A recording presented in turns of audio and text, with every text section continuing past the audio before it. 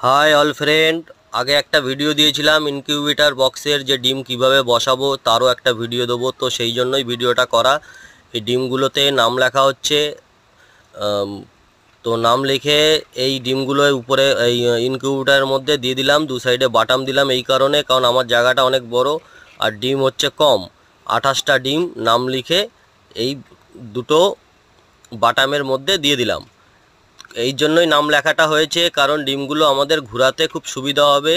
এপিট ওপিট করতে দিনে একবার বা দুবার করতে হয়, ওই জন্যই এই নামগুলো লেখা।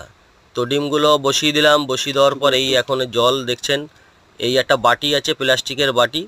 এটা 500 গ্রামের বাটি আছে। তো তার মধ্যে 250, 300 বা 400 পর্যন্ত জল দেওয়া যায়। তো আমরা একটা লিমিট বুঝিয়ে একটা জল দিলাম, মেপে দেইনি, আন্দাজেই দিলাম। ওই 300 350 মতো জল দিলাম, কারণ এটা জলটা তো অবশ্যই দরকার, কারণ লাইট জ্বলবে, একটা বাষ্প তৈরি হবে। আর কিছু জায়গা খালি আছে, এইগুলো ডিম বসাবো 2-4 দিন পর, আবার বসিয়ে দেবো। ওই ভিডিও আপনাদেরকে আবার আপলোড করব। আপনারা চ্যানেলটা সাবস্ক্রাইবার করবেন আর নোটিফিকেশানটা অন করে রাখবেন, তাহলে কী হবে, আপনাদের ভিডিওটা আপনাদের সঙ্গে সঙ্গে আপনারা পেয়ে যাবেন।